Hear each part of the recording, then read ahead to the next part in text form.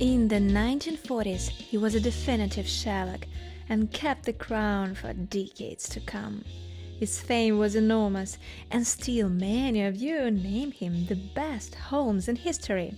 Yet the actor, in turn, firmly believed that Sherlock irreparably ruined his career. What contributed to this miserable career drama? This is the true life story of Basil Rathbone. My conjecture is that he'll be murdered. Murdered? It'll be very interesting to see if my deductions are accurate.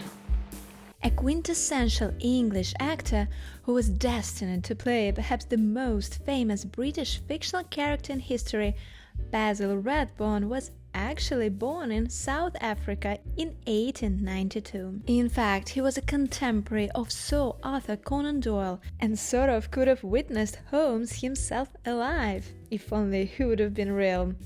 By the way, there is a chance he was indeed. Check my dedicated video to learn more about this background story.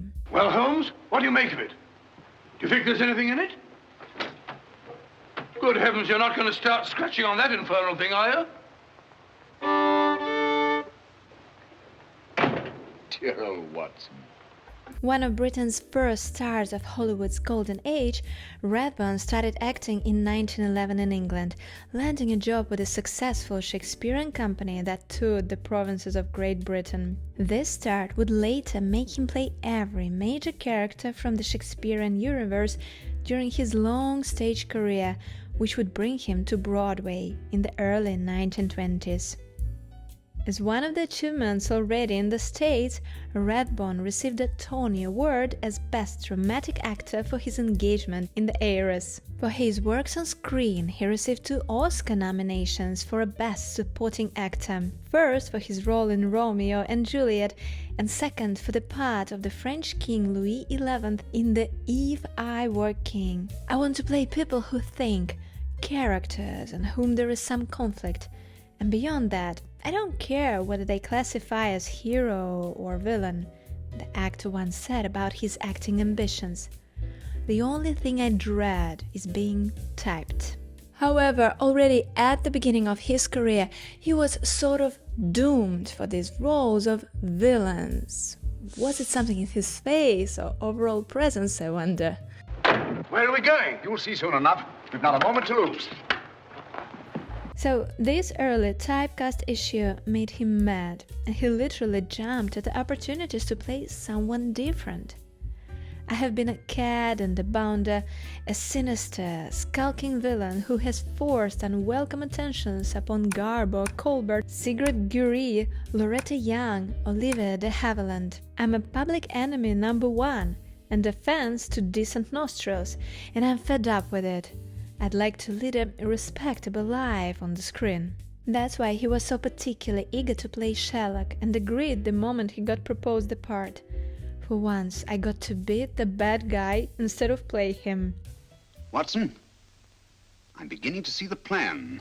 His Hound of the Baskervilles was a huge worldwide success and the beginning of a process which saw the end of Basil Rathbone, the Shakespearean star, and the beginning of Sherlock Holmes, the action movie hero.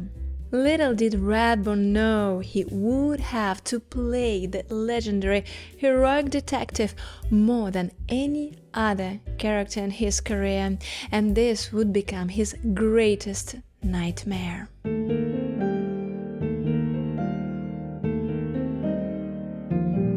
Slowly, drop by drop, the blood would be drawn from your body.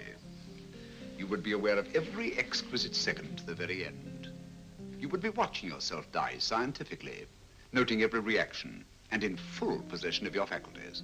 All in all, he put on the deerstalker cap of Sherlock in 14 initially black and white US films from 1939 to 1946 and participated in over 200 radio plays. His looks and acting were much in line with the notable works of his illustrious predecessors like William Gillette, Clive Brooke and Eli Norwood.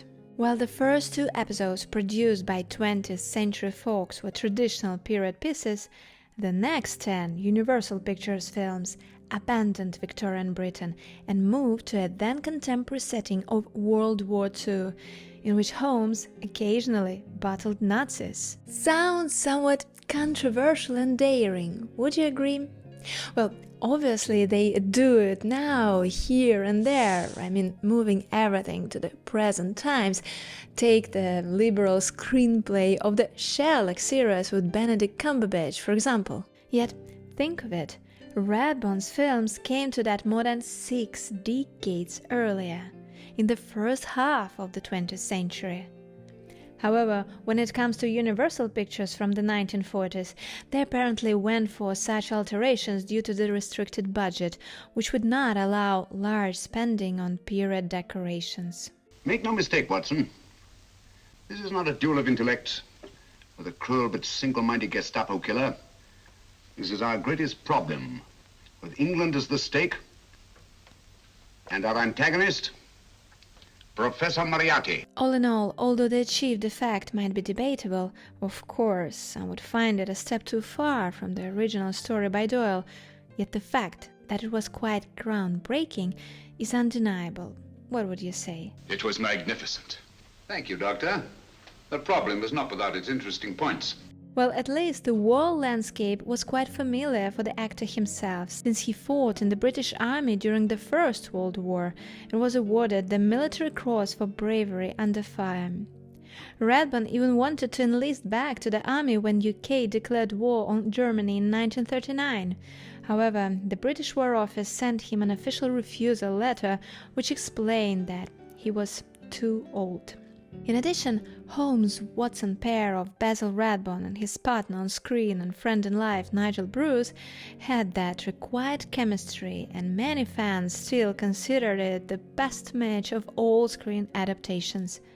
And while the films themselves made an important contribution to the history of Sherlock and cemented Basil Rathbone's reputation as an undisputable A-list star actor and a household name, a big, huge spot was growing on the otherwise unobscured bright sun of this project.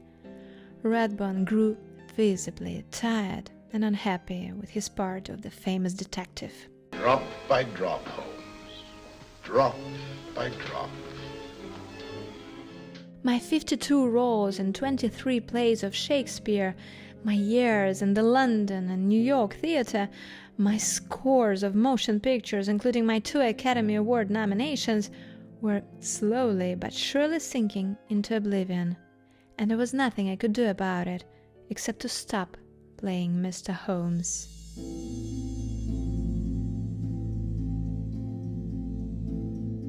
First picture was, as it were, a negative, from which I merely continued to produce endless positives of the same photograph. This was the unapologetic verdict of the actor himself. Indeed, think of it for a moment. Usually actors who get lucky to land such a lucrative, long-standing part with steady employment and regular paychecks, they would gradually develop their character in the role from one screen appearance to another. It is as if they take each new film or series episode as an opportunity to show some more previously hidden traits of their character, go deeper into his or her personality, and present the part better and better with each take. Well, all of that has its limits, of course. There definitely comes a point where everyone would drop their previous beloved project because we simply grow tired of repetitive tasks, really. And here Rathbone bluntly states, the first episode was a negative, the primary shot, the complete portrait, and then he simply reproduced his creation from one film to another. What a torture it must have been in this case, indeed. In reality, his performance underwent several changes and adjustments over time, yet these changes had less to do with exploring the character, but rather with the actor's own reaction to it. Rathbone confessed that he grew to hate when someone would refer to him as Sherlock or ask to sign an autograph in the name of Holmes. He would feel immediately depressed when a journalist would love to talk about his career in relation to the great detective. The problem was that he was instantly recognizable. He looked in real life exactly as he did in the Holmes movies. I have experienced nothing but embarrassment and the familiar street common greeting of recognition, which is inevitably followed by horrendous imitations of my speech, loud laughter, and ridiculous quotes of famous lines such as "Quick, Watson, the needle," or "Elementary, my dear Watson," followed by more laughter at my obvious discomfort, the actor said. Now let's work on it. Pencil, Watson. In return, this very typecast trick was played with Rathbone by the part itself. Just like many actors from the Sherlock Holmes canon, he became largely associated with his celebrated character and was unable to become free from his shadow despite appearing in other film roles. Poisoned like the others. I was so badly typed that when I went back to New York, I lost my own identity. On the street, no one ever said, "Good morning, Basil," or "Good morning, Mr. Rathbone." They said, "Good morning, Sherlock." Rubbish, Holmes. Rubbish. How the devil can you deduce that? And Rathbone desperately wanted to expand his acting portfolio. For example, he campaigned in vain for the role of Lord Henry Wotton in the film adaptation of Oscar Wilde's novel The Picture of Dorian Gray.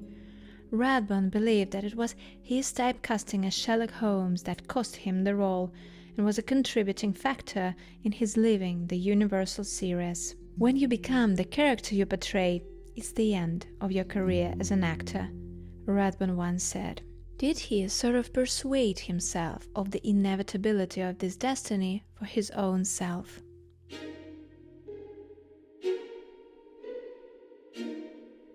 Frankly speaking, first I didn't quite agree that Holmes ruined Rathbone's perspective, since his most important films like The Adventure of Robin Hood or The Mask of Zorro and The Court Jester, well, they all came in the course or after filming Sherlock. One might say there might be many more of them, yet who knows really? Did you discover anything, Watson? Yes. He's a very suspicious character. He tried to put me off the scent. From the little I heard, he seemed reasonably successful. In any case, by 1946, Rathbone definitely reached his personal Reichenbach. He had become so sick of the role that he didn't renew the expiring contract and quit his Sherlock Holmes film series and temporarily returned to the Broadway stage. Unfortunately, this didn't bring the much-wanted break and relief. Apart from the successful Tony Awarded heiress, there weren't many offers and invitations for the new engagements coming his way. I couldn't find a play or anyone willing to consider me for one. One well-known author came to see me. I wanted to do his play about King David, and there was no question that he wanted me. But both he and the producer decided against me because of my 7 years identification with Sherlock Holmes. They felt this identification would be a hazard to them. Obviously, my dear Watson. No wonder that he had to once again appeal for the so-hated character. The production, written by his beloved wife, Louise de Bergère, called boldly and simply Sherlock Holmes, opened on Broadway on 30th of October 1953. Those who have been there that night recall that Rathbone fluffed his lines and gave, by his own admission, a mechanical performance. The reviews were so bad, so no surprise that the gig lasted only 3 performances. Why did he do it at all at the end of the day? Well, Rathbone obviously didn't want to disappoint his spouse, while at the same time couldn't eat Sherlock any longer. Joking aside, this project could probably be explained by the Rathbone's chronic lack of money and the need to exploit his previous fame. You be the judge. In the days when Rathbone was filming Sherlock and doing subsequent radio plays and advertising, he would make somewhere in the range of $500,000 to $1 million a year in today's value. Doesn't sound that impressive now, yet back in the day that was an unheard of compensation for an actor. His family was indeed living the talk of the town, lavish lifestyle. All that evaporated the moment he lost his other engagements and quit the detective series. To his regret, by the end of his life, he had to earn money to pay the bills by appearing in bizarre beach movies, doubtful TV panels, and commercials for cigarettes and peanut butter. It was finally set in stone. Rathbone indeed proved to be incapable of shaking off the spectre of Sherlock till his very last days. Once an A-list Hollywood star, when he died of a heart attack at the age of 75 in 1967, he had lost his fortune and felt his career of 56 years had never reached its true potential. By the way, perhaps you heard that Arthur Conan Doyle himself was struggling heavily with his detective creation. That was the reason for Sherlock's sudden death when no one anticipated this cruel plot twist. Bad for Doyle, he was later forced by the publishers to continue the storyline despite his will to move on to novels and more diverse and serious writing. How deeply I sympathize with Sir Arthur Conan Doyle, who tried so hard to kill Holmes at the Reichenbach Falls, the actor wrote. He couldn't kill Mr. Holmes, so he decided to run away from him. Sad story for today, right? If only Rathbone knew his Sherlock Holmes movies would be as popular with fans today as they were 80 years ago. However, not all actors thought of such iconic roles as a curse for their careers, and many of them managed to thrive on this wave of luck as they perceived it, that fate presented to them as a gift. I will uncover such stories in many of my future videos, so thank you for watching right now and hope to see you there very, very soon. Bye!